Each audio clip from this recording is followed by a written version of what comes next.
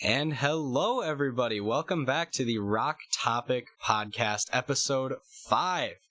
All right, a couple things I want to get out of the way right away. I am here once again with my co-host, Zane. Hello. And, long time no see. Finally, I'm able to start getting things back running again. This summer was a very hectic time to get episodes out. I won't ramble too long on that, but I apologize for the drought, if you will. Number 2, thank you to the Osseo Nickel Barn and Coffee Shop for allowing Zane and I to be able to sit down and record this in person. With coffee. With coffee. We may or may not be social distancing. But it's a very good time. Major thanks if you ever are in the Osseo, Wisconsin area and you want the best coffee and ice cream and all kinds of stuff like that, stop by. We really appreciate being able to use the space for this month's worth of episodes. So, moving on, we get to start talking about, that's right, the topic for today's episode, Stevie Ray Vaughan. Wait, did you say, Motley Ray Vaughan? That would be a genre. That'd be a thing, right? Could you imagine what that would sound like? Glam metal blues rock? Glam metal blues rock. Like, I would love to have riffs like Kickstart My Heart and then like and then start busting. Every Motley Crue song is structured with a bam bada bada 12-bar blues. 12-bar blues. That would be a thing, right? But like better than that though, I love the thought of like all the solos to like Motley songs, or like the little licks between riffs being like Stevie Ray Vaughan style, like boogie down blues sort of cool. Licks. That would be cool. Anyway, look at us again. Stevie Ray Vaughan. Zane, for those who don't know, who is Stevie Ray Vaughan? So Stevie Ray Vaughan is the best guitarist ever lived. You know, I'm just throwing that out there. Strong argument, but debatable, of course. Totally not debatable. Actually, it's clearly factual. With this metric unit, we can measure. Right. He's actually the world's best cover artist. I'm sorry. I feel like half of his albums are covers, but hey. But they're good covers. I was gonna say, you know, I feel like once you make a cover unique enough, it's your own. Because, like, well, didn't All Along the Watchtower, Hendrix, wasn't that like a Bob Dylan song or something? Yeah. Yeah, and then... All Along the Watchtower.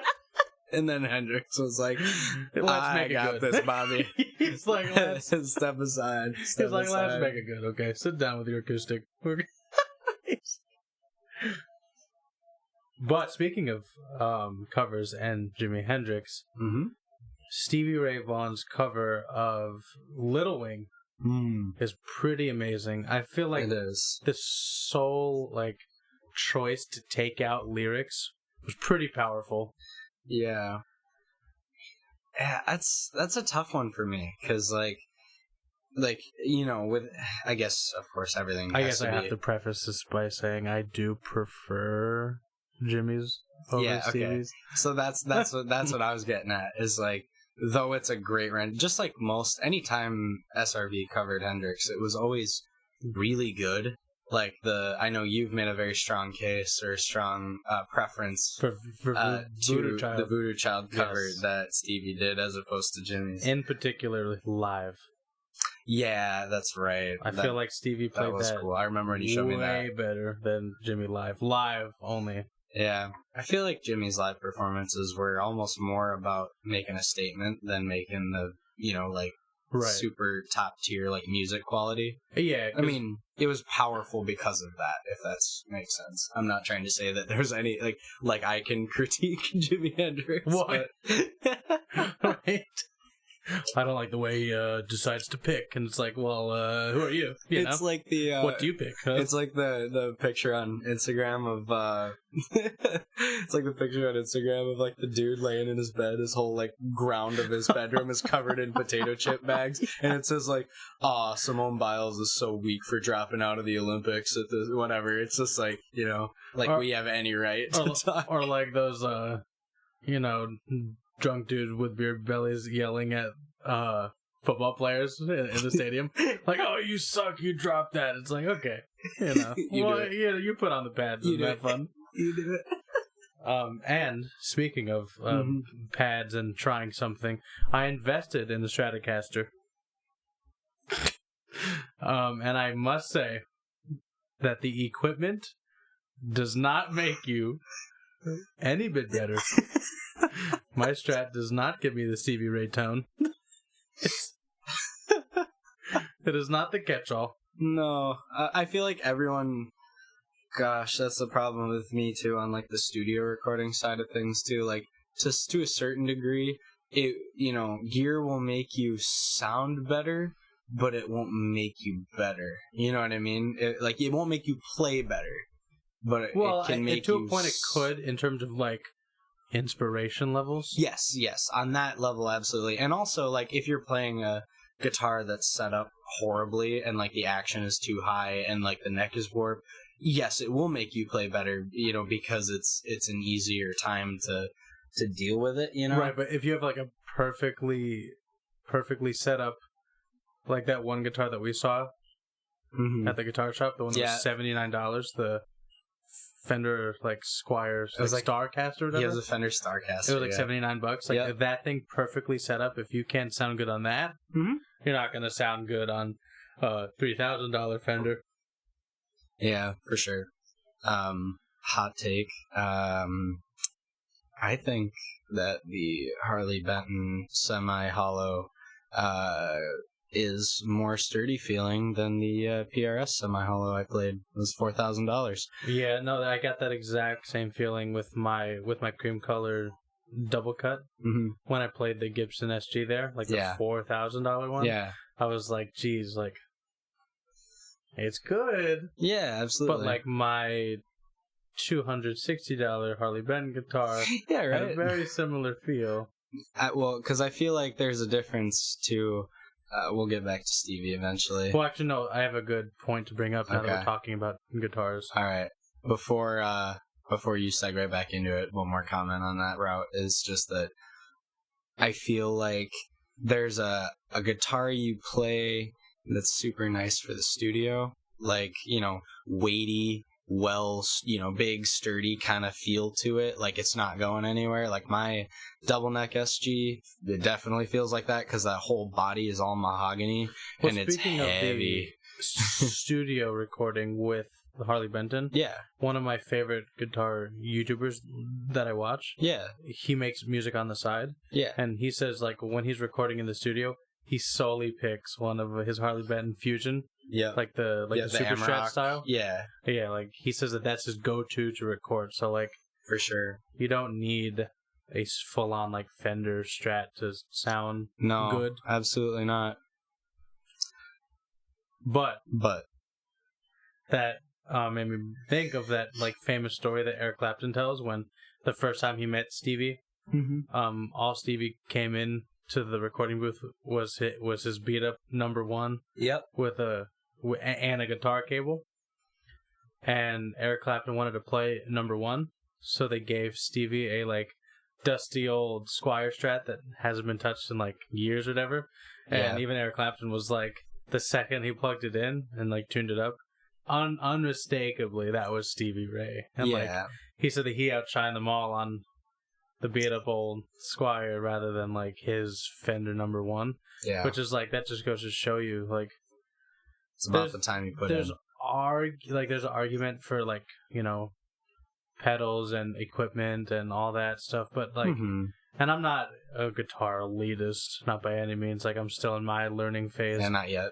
I'm kidding. I'm kidding. I'm gonna get there. Like 2 years from now, guys, listen, I'm gonna be over here like, if you don't play with like the frickin' medium pick flipped around, like, some weird super micro. Oh yeah, it's just like, wait, you're telling me you clip your strings after you tune them? You got like that just disgusting looking danglies on the headstock. I hate that. Can't deal with it. But I think tone for the most part is probably the way you play Yeah. guitar. The only caveat I'll make to Tone that... is in the fingers. Yes, tone is in the fingers, as people say. My one thing that I've kind of noticed, not to sound like I've done any major deep diving in this, but at least, I've watched quite a few things on it and kind of, things like that. And the general consensus that I've understood is that the tone is in the fingers becomes more and more apparent and more true as the gain knob gets turned down. The higher gain you go, the easier it is to sound like someone else because all you need is the same gear as them, because there becomes a point where the signal gets chopped off so much. It's kind of like what I did at the guitar shop. I turned my gain pretty high and everything I played sounded great. Yep, exactly. Well, because, that you get all those, nylon string classical guitar players that are like, well, distortion hides mistakes. And, then there's guys like us that are like, yeah, it's great. And, that's the thing, especially with playing guitar. And, Stevie Ray Vaughan is, because my favorite genre of music is blues. I'm slowly widening that. I've been listening to a lot of lo-fi recently, and of course I love classic rock. But blues is what my rock, my center. And our favorite genre, Motley Ray Vaughan. Yeah, Motley Ray Vaughan, the best genre. With Stevie Ray, when I did first get, because that's the guitar I was seeking was a Strat. Because, all the greats use them, Yeah. We got Jimmy, Stevie. Not Jimmy, specifically Mick Mars. Yep. With the Strat in his later years. So, Jimmy, he learned not good Jimmy. Taste. Right? Yeah, not Jimmy with an I, Jimmy with a Y, right? I'm referring to Jimmy Page and Hendrix, if anybody isn't catching that. I feel like sometimes we take liberties in making comments like that, where we're like, Jimmy, not Jimmy, and then most people are like, There's another Jimmy? It's how many... That would be the guitarist of Led Zeppelin, for anyone who's really out of the loop. Yeah, I suppose I should also not make that assumption. You're come on, Jimmy Page, guys. Yeah, Jimmy Page. I would That's say... the Led Zeppelin. Oh, I love him. Oh, man, my dad. I love my dad to death. But my dad did that with Pink Floyd for the longest time. It's I don't really care for him. You're like, him? Which one? I was like, him. And he's just like, no, Pink Floyd, Mr. Floyd. It's like not everyone's Jimi Hendrix the experience, Oh, man. He was not experienced. You failed the experience test. No. I love you, Dad. I know you're listening. But with the Strat. Yes. Okay. To circle back to my... I haven't even made it. It's almost a point. It's so close. This is our first episode of our recording session. Can you imagine what the rest of these episodes are going to be like? That they're going to come out over the course of the next month. Oh my gosh. Yeah, new one every week, by the way. Yes. Stratocasters. That's the guitar I was looking for, right? So I'm just browsing the verb of the re, looking for some dealios, right? Yep. And I see not the cheapest model, but the Squier Affinity Stratocaster. Yeah. But it was used, and I think the normal one retails for $229. I could be a little wrong here, but the dude was selling it for $115. Not bad at all. So I'm like, well, there it is, right? It's a Stratocaster, And then I got a little dumpy old $15 Fender Frontman, like the Tenji. Oh yeah, I got you. And that was my setup for a good 2 months, and I got a Strat specifically for that reason. And I'm like, dude, this is the guitar that, the style of guitar that all, it's specifically Stevie Ray. Mm-hmm. So, of course, I went for that tone. Yeah, absolutely. And then I upgraded my guitar fairly recently to a Made in Mexico Strat, which was a little more than $115. I was going to say, that's the one nice thing about being able to learn guitar as, an adult. you get that noticeable and I mean like I want that pretty guitar, I can go to buy it. Yeah, like obviously you can, because the whole I saw this in a Robert Baker video recently.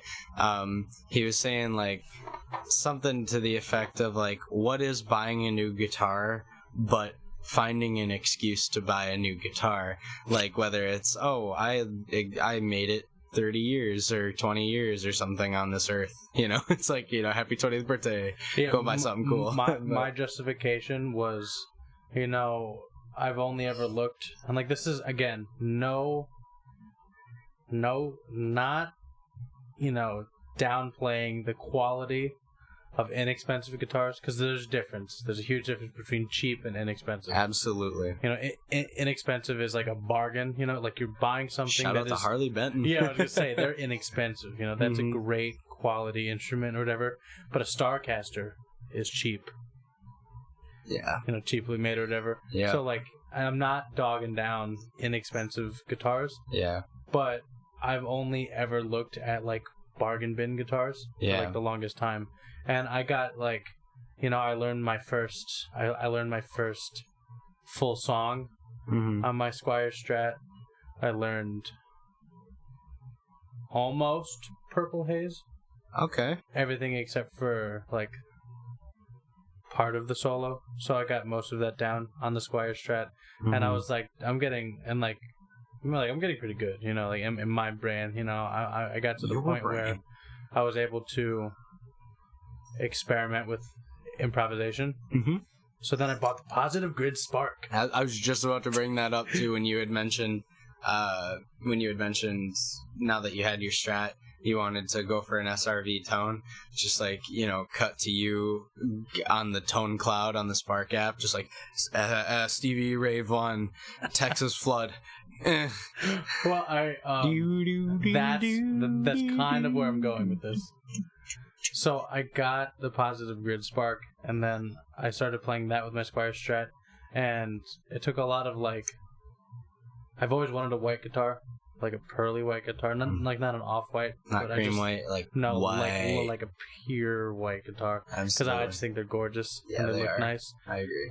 So I was like looking for, of course, a Strat, and I saw one, and I got it off Sweetwater, and I upgraded one of the pickups, so it was a little bit more expensive than the normal one, but I finally got, and like what was crazy, and like I gotta shout out to Sweetwater real quick. Have you purchased anything off of Sweetwater? I actually haven't had the chance to yet. I was gonna get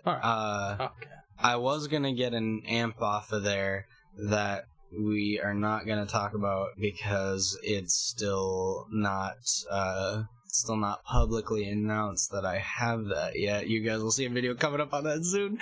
But no, I was gonna buy an amp off of Sweetwater, and then I ended up finding it.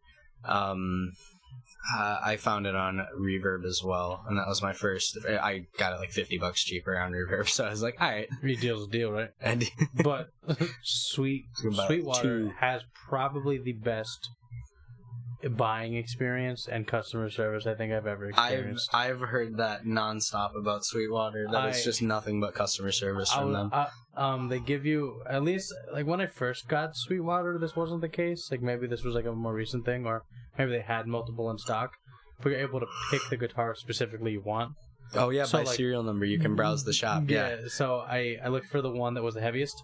Yeah, okay. Because like I just wanted like a heavy guitar or whatever, or like a heavier guitar. Did you ever get to hold my double neck SG? No. Do you want to? Eventually. The thing is, like, I feel like it weighs half as much as I do. Things are ridiculous. It's all mahogany. Strap works on it. I don't hate hold that damn thing up. Well, the thing is like, it's definitely like, you have to be in shape to wear that and play it for a show. I was gonna say, because that's probably where I swapped out a bunch for songs. Well, I got like a custom thickness, like a huge thickness leather strap for that guitar specifically. Like I use like the nylon strap buttons. Yeah. Well, the thing is it literally has two little strap holder things on the the body end. It's got one lower by the first bridge and then one up higher by the second bridge. My strap actually hits both of them and then goes around my neck and then connects to the one up behind. Okay. And the one thing I like about it is it's got the thinness of the SG, but it's, got that cool page look to it. And I will admit, fully, that guitar, necessary? No. Is it one of my favorite pieces in my collection? Yes. Can I explain why I like how that looks and not like how a traditional SG looks? I don't understand that. I can't explain it to you either. That is the one thing that I will never understand with you. Yeah. You're like, normal SG style? Bad. And double cut's bad. Double neck, double cut? Well, good. Technically that's a quadruple cut. Oh. No, I'm kidding. Triple cut maybe? Because it's one in the middle? Whatever. But, no, that guitar is weird for me. It just carries this, like, majesty when I look at it. Maybe it's that because it's got the 2 necks and the 12-string and it sounds so pretty, I'm, like, willing to overlook the fact that I hate the SG look. But, because it's so wide that you almost don't realize it's an SG, if that makes sense. And also, to clear up, no, I did not buy the Gibson Custom Shop $7,000. It was $8,000 or something like that for the... 10. Is it? Maybe it is. I don't know. Gibson seems to like playing the how high can we make our prices this year game. No, I don't want to talk. I mean, I've touched on it in the Jimi Hendrix video, so I'm not going to say it again. I mean, it's been a while since we've talked, but that fucking, the thing where you can get like a guitar that was made to basically the exact specs of Jimi Hendrix, and it's a Fender Strat with the flipped headstock, the reverse headstock. Yep. Everything that like Jimmy like played, you can get it, and someone can look at it and recognize that that's a Jimi Hendrix guitar. $4,000. Cue over to the Gibson company, and they make 2 totally obscure. Like I didn't even know he had these guitars. Oh yeah, the Hendrix. And they make 2 of them, limited quality, $10,000. That's all they got. Imagine if I invested my money into that thing and I'm playing it, and someone looks at it and they're like, "Oh, that's a cool SG. What's that?" And I'm like, "Dude, this is Jimi Hendrix guitar." They're gonna be like, "No, Fender Strat is." So why charge it at $10,000? Well, exactly. Well, it's because Gibson is like, "Oh, me too." Yeah, but like Fender's selling that option for $1,000. Yeah, I know. You can go right now and get a guitar that's built to the specs. It looks like Jimi Hendrix guitar for $1,000 with the Fender name on it and everything. So insert Motley, insert Hendrix. But my last thing, I want to make one more comment about... Ooh, actually, this is a good segue, too, so this will save the show here, as we've been careening off track. My point is still, in the works here with my Strat thing. Anyway, I apologize. No, you go first. So I bought that Strat, and I finally get it in the mail, and I start playing with it, and I of course was looking for a Stevie Ray tone. I'm holding the Strat. I got the tone cloud in my fingertips, right? So I'm like looking for a perfect Strat, and this is the wonderful thing about Stevie Ray Vaughan, especially with blues. His tone was so unique. Like my thing ties into that too. So his tone was so like raspy and thick, but he still, because like watching him play live is kind of like an anomaly. Yeah, I agree with that. Like if you guys ever get the opportunity, which I'm assuming if you have opportunity to listen to this, you have the opportunity to watch the video. Yeah, for sure. Listen to him play Lenny live at the El Macambo. Okay. Here, tell you what, you should send me the link to that, and I'll toss it in the description so people can check that out. It is one of the best, like, displays of his tone. Because he's playing super, like, it's for his wife. So it's super, like, calm, sensual. Like, you could tell he put love into it. And then, like, there's a part of it where it's just, like, all clean tones. And, like, right at a certain time, he doesn't touch a knob. He doesn't touch a switch. Just with his hands. Like, there's no other explanation. No pedal was touched because he's sitting at the edge of the stage. Yeah. So his feet are dangling. He's not near a pedal. Yeah. It's just his fingers. Like, you hear, like, some clean tone, and then he gets, like, up to the top, and he just starts playing a little different, and it goes from a clean tone to a raspy little right? And, like, out of nowhere, and it's just, like... That is the sign of a... That is the sign of a good amp and a guitarist who knows how to use it. Right. That's because... And are you... My thing keeps becoming more and more prevalent, so... I'm waiting to strike when the moment is there. But continue. To finish my point with Stevie Ray Vaughan and about his tone, because like when I was looking for his tone, of course, like you always want to sound like Stevie when he's my main inspiration to even play the guitar, and I finally am holding a Fender Strat, like, you know, not that like the name matters, but it was on the headstock. Well, and, like I just know that it like it's an inspiration thing, you know, like who does like I feel like people.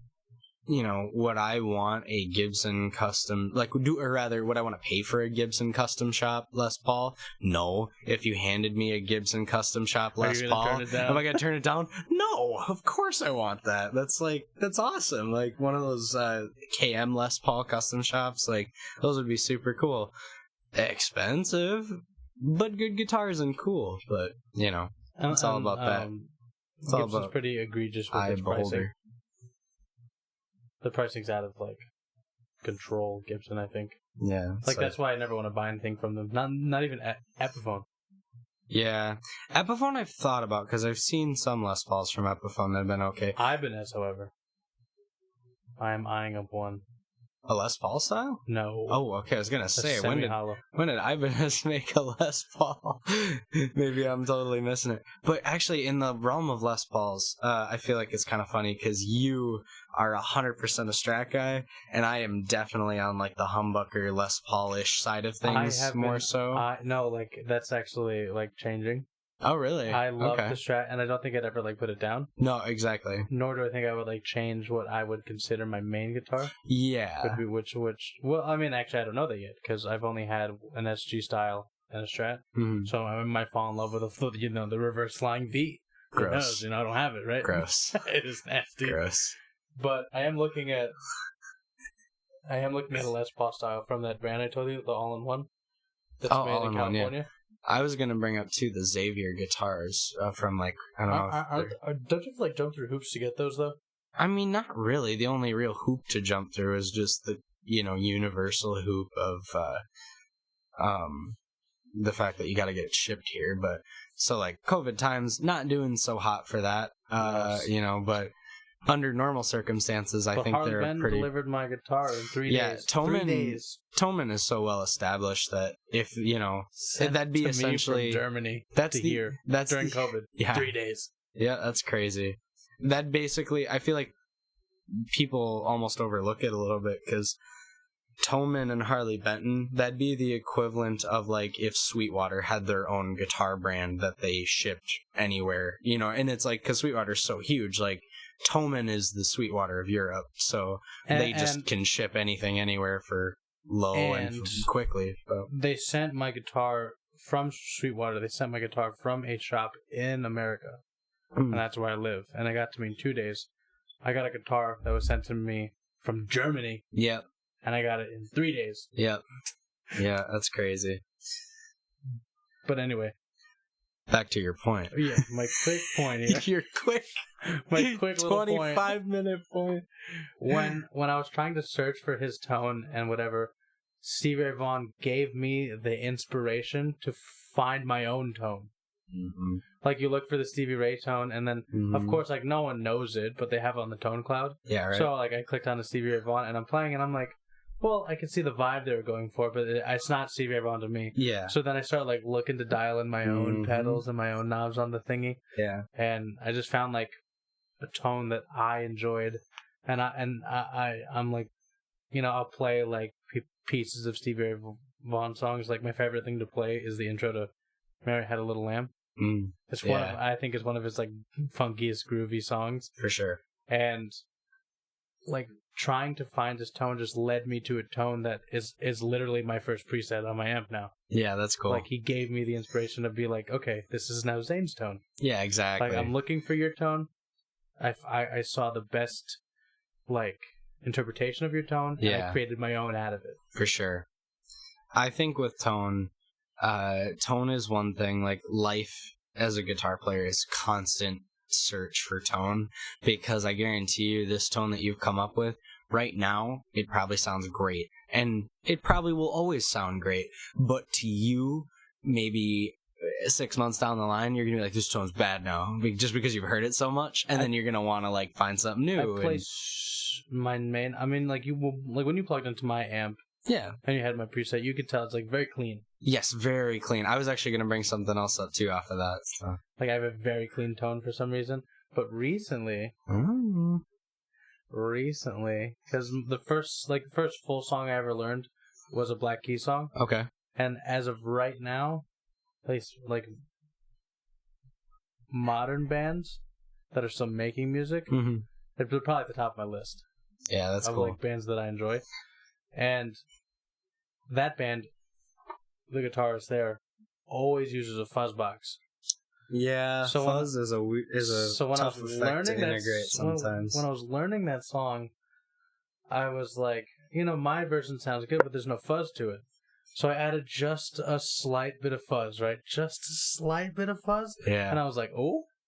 Oh, is this what they call dirt? Yeah, so I added a tiny bit of fuzz, and then I turned up the gain knob, which I never touch. Turned it up with the fuzz. Behold the magic.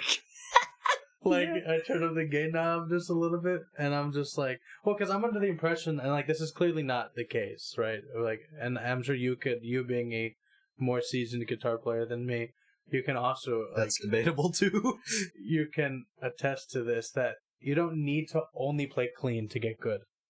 Oh, absolutely. Like the best way to get better at guitar is play the stuff you love, So if you're into Metallica, crank the gain, learn Metallica. You know what I mean? But I was like super dead set on just learning clean because like again, as long as you can stay motivated with that.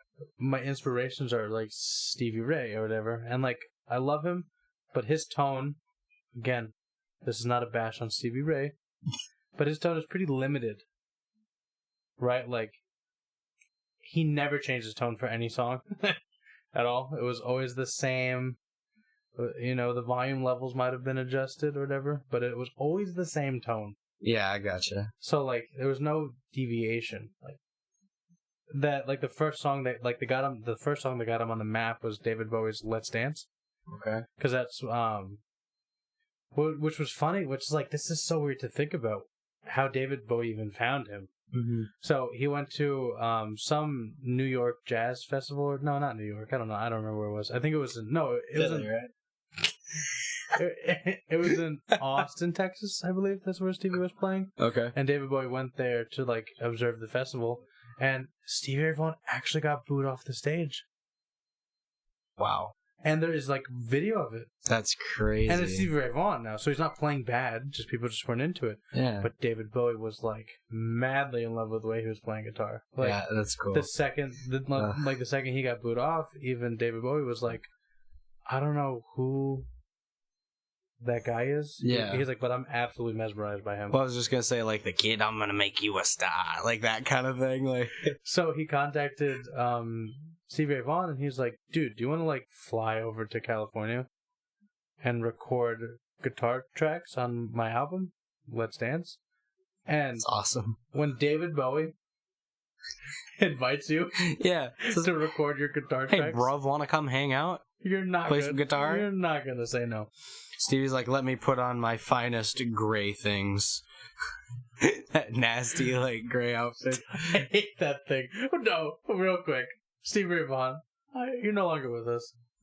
And I miss you for it, right? But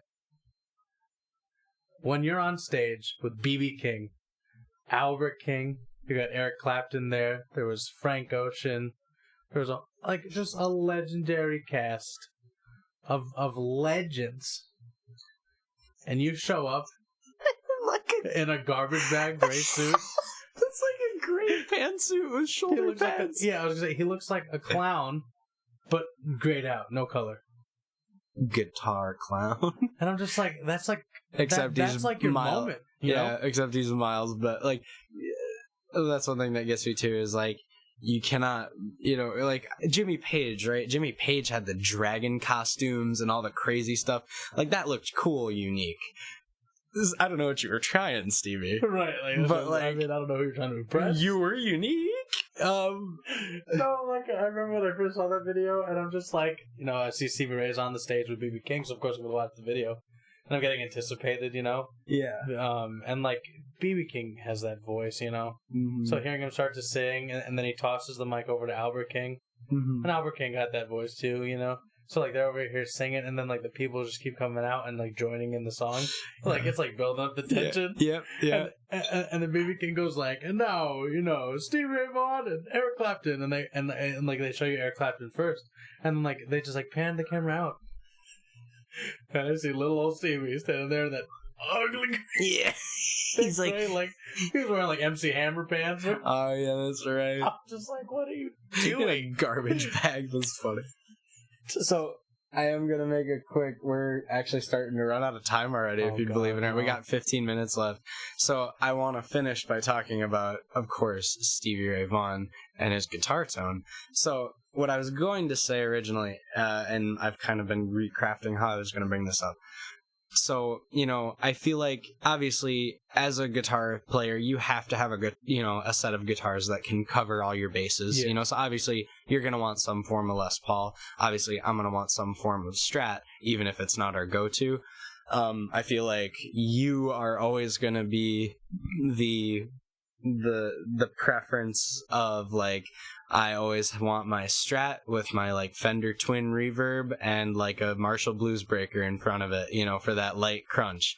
And then me, I'm always going to be like the Les Paul Marshall type guy. You know what I mean? Like, I feel like we just have our, of course we could find love in each other's like preference and gear, but we both have kind of almost that divided thing. But what I was going to go into is you were talking about trying to chase Stevie Ray Vaughan's tone, and I had brought up the amps.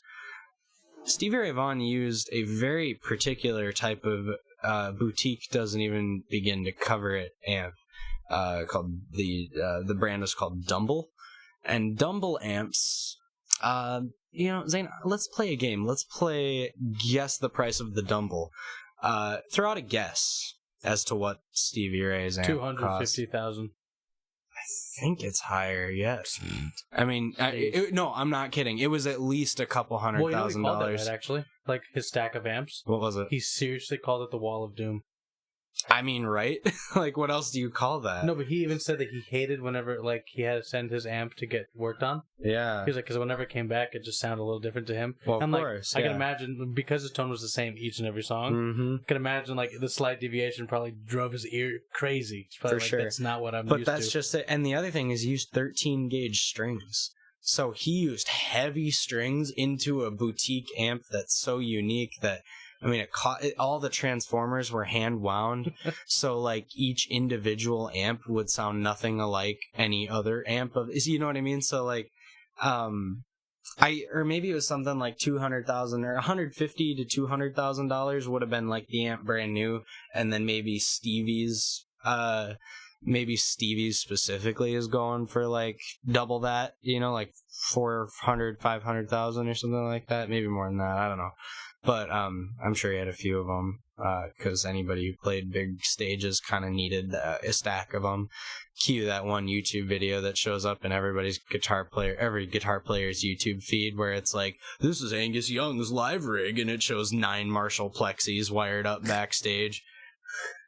Speaking of live performances, I'm assuming everyone watching this, and if you haven't, another video I'm suggesting is when Stevie Ray Vaughan breaks his strings his one string during a solo. Yes.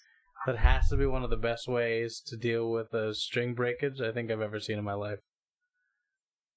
Because, like, real quick, because I know we're running out of time, we have to mention his guitar faces. The most important part of any guitarist performance. Like, his guitar stank faces were so intense, like, and, like, that's, like, the best thing that, like, with Stevie Ray Vaughan specifically, and this is the reason why I'm so inspired by him, is because the guitar wasn't just an instrument to him. Like, it was straight up another extension of his body, right? Like, For sure. He got, and, like, he found motivation in, like, the smallest things, like that Lenny song. He wanted that amp, and, like, can you imagine, like, to go back to a time where Stevie Ray Vaughan didn't have money to buy a guitar? Yeah. that he saw a Strat in a guitar shop, and it was $350. Mm-hmm. And he wanted it so bad, and he would go to that shop almost every day and play it, but he couldn't afford it. So for his birthday, his wife Lenora, which he called Lenny, gathered his friends together, and they all chipped in $50, and she got it for him as a present. That's awesome. She said, her statement now, that when he got his hand on the guitar, he sat on the edge of their bed, and wrote Lenny. Oh, that's the second he put his hands on the guitar. That's awesome. No words. He wrote it and then he memorized it. No, whatever. And that's just an instrumental song too. That's so cool. So just knowing that, and that's what gives me motivation. With that's why I wanted the Strat so bad, because that's such a player to story. admire. For sure. And it was a similar experience for me, because when I was on my Squire Strat, or even the Harley Benton I got, I'd never felt confident or inspired enough to play a solo myself, improvise with a backing track. I would improv and learn my own sounds on it, but I would never sit there for a long time and whatever. And I told you that one time I put on a 10-hour blues backing track, and I was home alone. Yeah, I was gonna say, I forgot. I make the joke that it was just and by the time you had told me that story, you're I just got done an hour ago. It was when we were leaving. We were leaving for that trip. Yes. And we you got there, it was 9:30 or whatever in the morning, and you're I put on this 10-hour backing track, and then I was and I look at the time to go. It's I just got done. Well, because I got up and nothing gets you done. No one was home. I forgot what the person that I forgot who I lived with. I forgot what she was doing, but she wasn't home. And it was just me, and I'm well, I have everything packed already. I'm just going to put on a backing track. I was I'm not going to be able to play my guitar for 5 days. So, let me, enjoy it or whatever. And we're supposed to, get there at 10. So I start playing at, 6 o'clock or whatever. And then when she gets home, she's okay, it's time to go. Turn off your amp. And I'm what? And I look at the time, and I'm 3.5 hours in, and I'm just whew. And I've never had that before. Yeah, getting lost in something like that, the first time that happens is so cool. Actually, every time that happens is so cool. Because there are definitely times where I sit down with a backing track myself, and I'm all right, let's just go.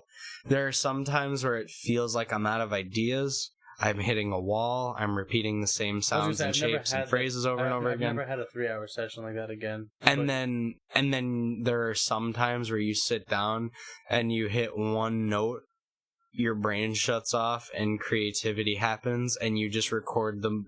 Well, actually, never mind. You play the most beautiful thing that you've ever played, and then you go, oh, of course I wasn't recording that.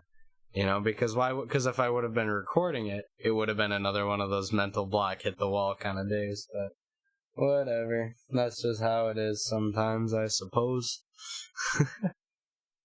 Yeah, and I don't know if I've made it clear this whole time. I think pure skill with hands on the guitar, I don't think anyone, especially in the genre of blues, could touch Stevie. Yeah, I'd have to agree with you. His slow playing could use work in terms of right. Right. I could say he needs work. It's just but I'm talking. Could bump up a few, work on fine tuning in the slow department. No, I feel because when Stevie Ray Vaughan plays slow, he's playing a few notes at a time to set up when he goes hard again, right? Yeah. I feel in terms of what blues is based on, his slower playing is not as strong as his super aggressive raspy tone, except for the song Tin Pan Alley. That's 10 minutes of pure blues vibing. Yeah, but that's another one of those Stevie Ray things. Vaughan, to me, if I had to describe him in one word, aggressive is that word. I mean, that's what he excelled at, was like the, you know, I mean, you just get this like this yelling type, like, you know, he would sing obviously, but he had that rasp to his voice. No, him. You know, I mean, he just could have. He's so underrated with the vocals. He's awesome. People are like, dude, he's like a guitar player, and he is. And I'm assuming he would identify as a guitar player rather than a singer. Absolutely, I'd hope so. But he had some pipes, though. Oh yeah, he was really amazing. Did. So I mean, because the thing is, his guitar playing matched his voice so well. You know, he would have this like, I don't know, he just had this raspiness to his voice, and he could match that perfectly with his guitar tone and his playing. But being able to do that live, though, the singing aggressive and playing aggressive at the same time, like, he was literally a machine. Something like that. A machine with groove. I just don't know how anyone could have done that. Like, and even to this day, it doesn't happen. Like, to play with that level of intensity, that many songs, like, with the same intensity, too. Like, while singing with that voice and not getting tired of it, like you just don't see that. You didn't see it then, and you don't see it now. Yeah, it's definitely something that's difficult to because I feel like a lot of that comes is how many people now are trying to pick up the guitar and play it nonstop, you know. And get to be incredible to the point, excuse me, and get incredible to the point of they are just unbelievably good. And you know what I mean? Because I feel like now, instrumental music, especially when it comes like radio stuff and things like that, we've gotten so far away from that, that I feel like the odds of finding a kid who found so much inspiration in the guitar specifically and wanting to pick that up and play it and get as good as someone like Stevie. And not to bring it all the way back to our very first podcast that we did. Yeah. But like, you know, there's no eruptions today. No, absolutely. And like, no one would dare feel comfortable putting just an instrumental track on their thing. On their album, and like Stevie had a few, like Lenny, Riviera Paradise, Little Wing, his cover, like these were all instrumental tracks. Scuttle Button, that's a good one, or whatever. Like that's super aggressive. I feel like that's the most quintessential Stevie Ray guitar tone song. Scuttle Button, it's just fast, aggressive blues the whole time. But like those were instrumental tracks, and like you're not gonna get that today. And even if you did, like, no, it'd be from some, like, lesser-known artist that, like, is not top in the charts. Exactly. Well, and the other thing, too, is you mentioned, like, not doing, you know, another eruption, how we wouldn't get that. Rest in peace, Eddie. The thing is that there comes a point where eruption is impressive and bone-chilling because it carries the weight of no one did this before. You know what I mean? So there's a million people now who could play Eruption on a record, but the first time that was played, and obviously the fact that it was Eddie Van Halen, created such a vibe to that track that it will haunt, in a good way, I guess, it will haunt future generations all the way down the line. Just because of, I mean, listen to it. You know, the first time that sound ever hit the mainstream. And so that's why it's exciting, you know? Like, you have so much stuff like that. And I feel like now we're starting to see more of a resurgence in music that's got a bit more of that aggressive type emotion as well. Because I guess, like, just a moment to talk about, I think her name is Olivia Rodrigo, just put out an album recently. It's all over like TikTok and stuff like that. And she has a song or two on there that are definitely more in that like punk category, almost like a pop punk type thing. There's also real quick, I have to like look at his name real quick. But there's another dude who like straight up plays guitar and sings while he's playing, and he does like solos and everything. It's straight up like he's a rock resurgence, and he is phenomenal. That's cool. And his name is, where is he? Aaron Jones. If you guys like get a chance, show that man some love. He's the lead guitarist and lead singer of the song. He writes all of his music. There's solos in it and everything. Like, it straight up feels like the time right before grunge happened. Yeah. Rest. Okay. Like, it's really great. Like, he's working on some killer stuff. But do I have time to add something? Yeah, absolutely. So I actually kind of made a slight mistake. We have about 10 minutes left. Oh, okay. Because I forgot that I started our timer at like 8 minutes 20 seconds on the recording, so we have another 10 minutes. I just want to add something that I was talking to my lady about, and I think is like, I'm not the most motivational person, but really this like struck me. And I feel like it'd be a good thing for any aspiring musician, and even more so any aspiring artist in any sense. And like, this like means a lot to me. And when I discovered this, I feel like my barrier on guitar has been lifted. Like, so I'm learning the solo to Comfortably Numb because I had a real emotional moment with that song. And as I listen to the song, I'm like, dude, I'll never be able to play it like David Gilmour, right? But then it hit me like, you're not supposed to, right? Yeah, like exactly. Like David Gilmour played it that way because that's the emotion he was feeling. Like, that's the tone he wanted. Yep. Those are the notes he wanted to hit or whatever. I'll never be in the headspace of David Gilmour when David Gilmour wrote that song.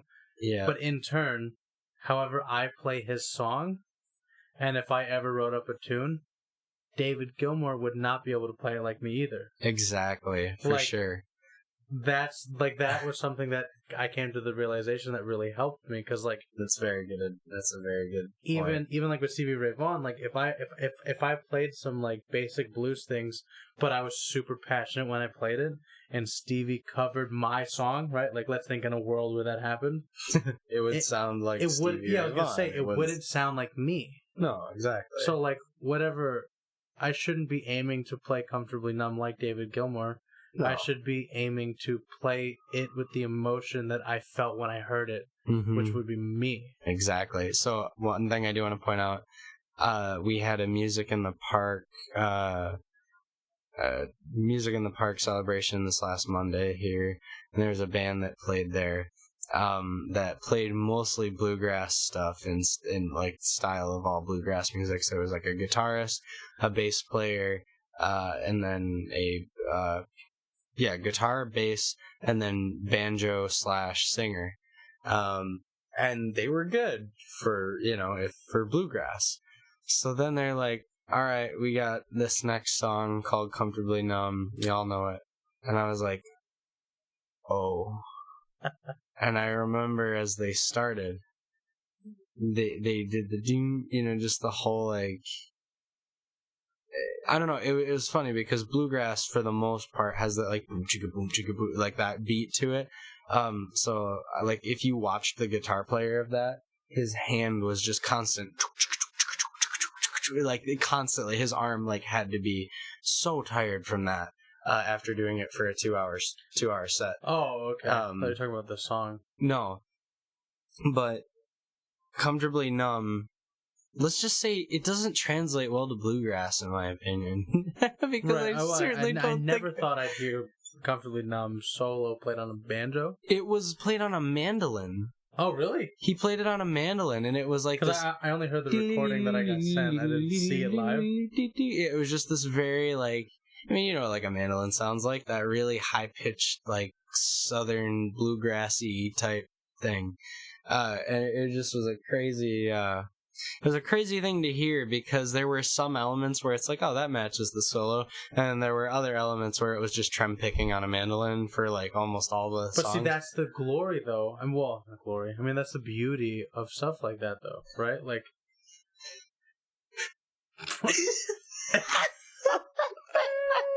I'm sorry. I mean, like, everybody check out the Woodland Spring. Great, they did a very great job. We're not ragging on them by any stretch. It was just strange to hear. That's the beauty of that cover. how far open inspiration for music goes. Yes. Because Pink Floyd's the furthest thing from bluegrass. But they found inspiration from it, right? Yes. So, like, and that's the thing, like, show David Gilmour that cover and tell him to play it like that, he wouldn't be able to.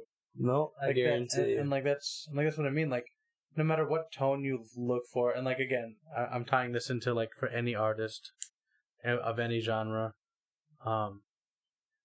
like the greats that you listen to or like that you look up to, if you're like a painter or whatever, right? Like, no matter how good or bad you think you are, or however like recent to guitar, or how long you've been playing, no great could ever play like you. Exactly. Because they don't have your fingers, they don't have what you're thinking, they don't have your emotions. So, like, be confident in what you're playing. Like, don't let that hold you back, because if you always think, like, I'm never going to be as good as Stevie Ray, like, that's a barrier that you're laying on yourself, when, in reality, it was clearly a joke when I said that Stevie was factually the best guitarist that's ever lived. Because if we're being realistic, there's no way to quantify that. It's 100% subjective, because, like... Except for Jimmy Page, of course. Well... I'm kidding, I'm totally kidding. Totally kidding. I mean, not like totally, but like mostly kidding. Yeah, it's like I said... It's like a joke, or like, or just, are you just right? Stevie Ray kind of thing. You're just right. You know, I very well could just be... the Stevie Ray's the best? No. Then you're wrong. No, well, of course, you were the one just saying that you couldn't quantify it. So, right, but like, I was just, I'm not. Dude, I will do a whole. We could scrap our whole next podcast idea, and we will jump right into why Jimmy Page. My case for why Jimmy Page is. A 5-second, because I would just be silent. You talk to nobody. Oh, and trust me, you act like I can't. No. But don't be held back by trying to be better or worse than someone. Just be yourself. Absolutely. That's really, really good advice. And for how long have you been playing guitar now?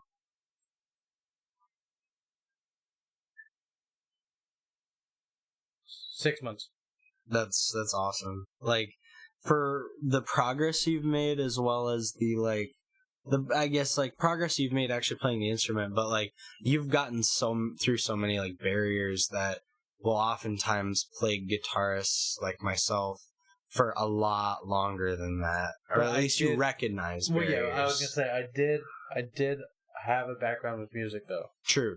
I grew up playing violin in school, and then I switched over to piano. Yeah, that's right. So like I kind of understood the whole like learning curve with music. Yeah. So but it's still hard. I mean, of course, like... Yeah. I'll listen to a song and try and play it and be like, well, I'm not Stevie Ray, so, like, clearly it's not going to sound as good. So, like, maybe I should just learn a Jimmy Page song. Yeah, because it's so easy compared to Stevie, you know? Well, that's just it, is there's, like, I don't know, I think it's called, like, creativity or something. Anyway, no. But see, Stevie makes me feel bad, though, because, like, any cover of his songs is just bad. Because it's not, like, and like... Again, not that, like, tone is everything, but, like, when you have one tone for, like, 10 albums, every song, when you play it different, even as a cover, it's gonna sound weird. Especially because, like, the cover I'd be doing is mainly guitar, and, like, Stevie's, like, the guitar dude, so, and his own guitar dude. So any cover I try to do of him, I'm always gonna judge it based on, like, what his version sounds like, because, like, I'm not gonna do that little flippy thing that he does with his finger on the second fret. I'm not gonna do it. But like that's like his lick, you know, like the little do. Like that's his setup for everything. Yeah, like that's his like setup. That right there. He goes straight to the to the diddly. Do you remember that? The first thing we said to each other? Do you speak the whittly diddly? Yeah, the whittly diddly. And we both do, in fact, speak the whittly diddly. And I'm not as well versed in the diddly whittly speakage as you. Speakage? The language of the deadly. It's a lifelong journey, but unfortunately, this podcast episode is not a lifelong journey, and we are out of time. Stevie Ray Vaughan's the best. Yep, unquantifiably. In your own words. Listen to every song. Some of them are bad. I've just got to be honest. I mean, just like anybody, except Led Zeppelin. There's not a single person who's made up. There's not a single artist has a perfect record. There's some stinkers in there somewhere. Listen to Texas Flood. Texas Flood is from start great. to finish. Absolutely. You'll be a fan. Yeah. All right. Well, thank you guys all so much for watching. Like Led Zeppelin, then might be a little too out of your league. Thank you guys. I like Led Zeppelin. Thank you guys so much for watching. Yes, we appreciate you all awesome. very, very much. Thank you again to the Nickel for letting us use the space for the space and the coffee for a good old early morning recording session here. So yeah, thanks everybody. Glad to be back. New episode out next week. Let me and Colton know if you like this style of us being in person better. I feel like it's a little more natural. For sure. I like it a lot better. So yeah, let us know how much you love it so that when I go back speaking so that when I go back to school, it doesn't matter what you wanted. This one you're not getting it again. So right. Enjoy this for the month. Yeah, you have 1 month of these coming out where we're in the same room, where we're both in good audio quality, and then we go back to the absolutely gorgeous me with a condenser mic and Zane with a Xbox headset. But you gotta do what you gotta do. A really expensive one, though. There you go. You gotta do what you gotta do. It's quiet.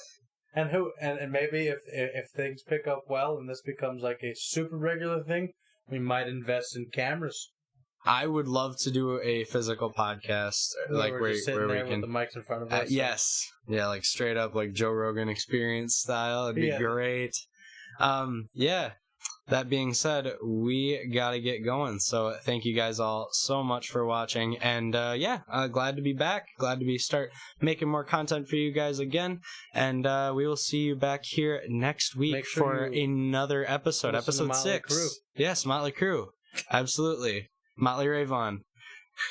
Best guitars I've ever lived. Alrighty, see you guys later. Bye, guys. Have a good one.